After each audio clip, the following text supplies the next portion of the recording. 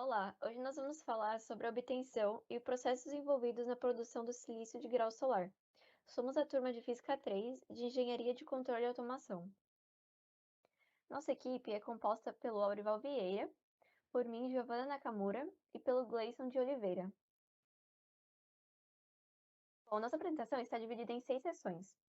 O primeiro é a introdução, depois a gente fala sobre o silício, em seguida sobre a produção do quartzo, depois sobre o silício grau metalúrgico, sobre o silício grau solar e as células fotovoltaicas, e por fim a gente traz as nossas considerações finais. Agora eu vou dar uma breve introdução sobre o tema. A produção dos módulos fotovoltaicos a partir do silício de grau solar está aumentando anualmente, e isso aumentou a competitividade da produção de energia fotovoltaica, o que tornou essa produção de energia uma protagonista na disputa com outras formas de produção de energia elétrica. E economicamente, a produção desses módulos energéticos com silício grau solar é de notável entusiasmo. Bom, e como suprir toda essa demanda em crescimento? É preciso uma maior exploração das matérias-primas utilizadas no setor, e a principal delas é o quartzo, que é utilizado na produção de silício cristalino. O silício cristalino domina o mercado com mais ou menos 90% de produção de módulos fotovoltaicos. Os outros 10% da produção são de módulos de filmes finos. Há algumas projeções que estimam que para atender a demanda global prevista de consumo de energia de 33 mil terawatt-hora no ano de 2050, seriam necessários 25 terawatt-pico de sistemas fotovoltaicos instalados. Se os módulos instalados fossem todos de silício cristalino, isso exigiria cerca de um terço do silício e metade de prata extraída desde 1900. A partir de todos esses fatos evidenciados, a gente tem como objetivo descrever a produção do silício, que é a matéria-prima protagonista da produção fotovoltaica, desde a mineração do quartzo, bem como seu processamento, até alcançar os lingotes multicristalinos e monocristalinos, demonstrando as suas devidas etapas. Agora abordaremos características do silício. O silício na temperatura ambiente é encontrado no estado sólido, sendo o eixo o segundo elemento mais abundante na crosta terrestre, compondo 28% da mesma. Fica atrás apenas do oxigênio. Detalhe interessante é que silício e oxigênio, quando combinados, dão origem aos silicatos e sílicas, presente em 95% dos elementos da crosta terrestre. O silício é comumente utilizado na produção de ligas metálicas, preparações de silicones, indústria tanto cerâmica, eletrônica e microeletrônica, utilizado na produção de transistores para chips, células solares e circuitos eletrônicos. Podendo ser classificado em 4 tipos: grau metalúrgico, grau químico, grau eletrônico e grau solar. O quartzo. O quartzo leitoso é o principal componente na produção do silício.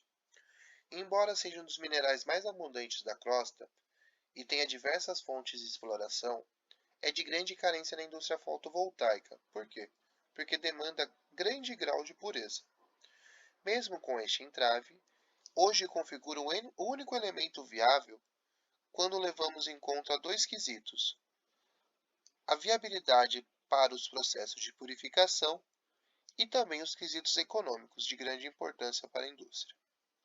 Os principais produtores de quartzo hoje são África do Sul, Japão, Suíça e o maior de todos eles, Brasil. As fontes do quartzo podem ser divididas em duas: as fontes principais e as fontes secundárias. As fontes principais são os veios hidrotermais e pegmatitos. As secundárias são consequência da erosão das fontes principais, sendo comumente encontradas em leitos de rios, praias, dunas, entre outros. Detalhes interessantes da extração do quartzo é que os veios podem variar de poucos centímetros até dezenas de metros. Na garimpagem, que é o processo artesanal para a extração do quartzo, é comumente utilizado dinamites.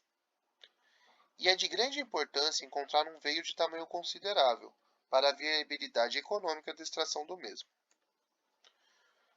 O quartzo recebe denominação específica em função da sua mudança de fase com a temperatura, como pode ser observado no diagrama ao lado. Então, agora vamos falar da separação do quartzo, né? O quartzo minerado, ele é separado por tamanho, pela sua transparência e pela existência de faces naturais, né? Essa separação, ela prioriza custos e a seleção natural, no caso de usar quartos de melhor qualidade. Então, essas lascas são separadas em 6 classes, né? Onde temos as classes primeira, mista, segunda, terceira, quarta e quinta, onde a melhor, é lógico, ela é a de maior transparência, né? E isso dá uma pureza maior na produção do silício, as lascas mais transparentes.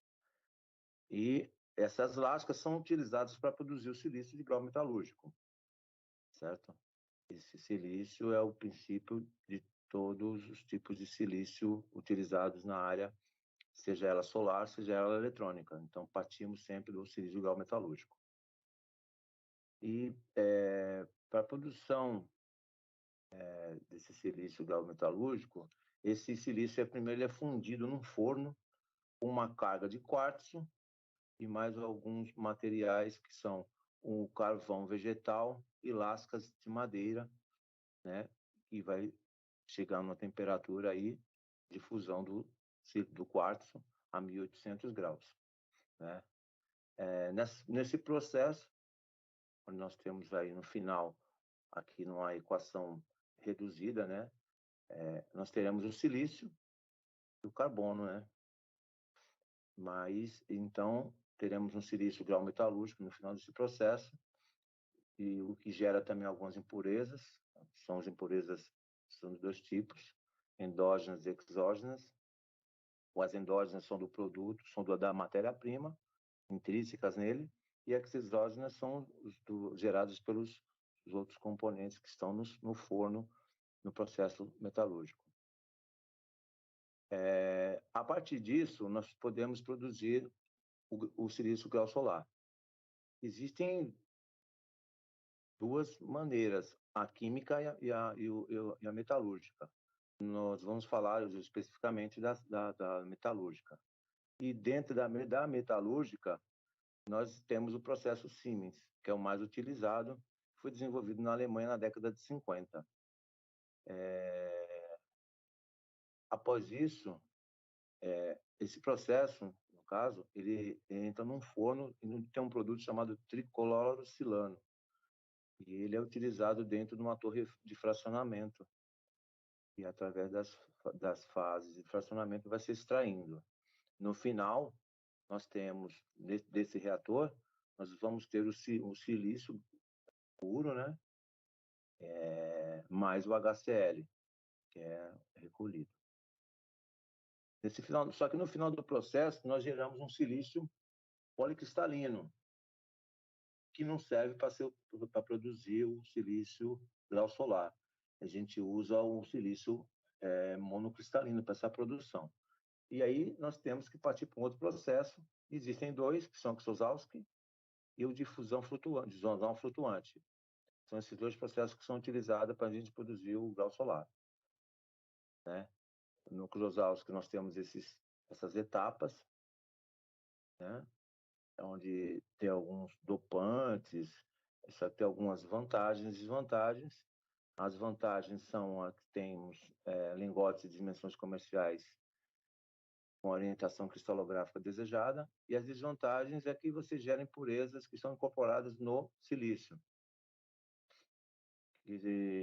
Então, depois desse processo, nós temos o processo de fusão flutuante, onde é um processo que tem uma pureza maior, só que tem um custo elevado, porque nós temos dentro desse processo, nós trabalhamos com energia, né? Vocês podem perceber que temos aqui bobinas, e essas bobinas consomem muita energia. Então, ele não é muito utilizado, não é indicado porque eleva o custo.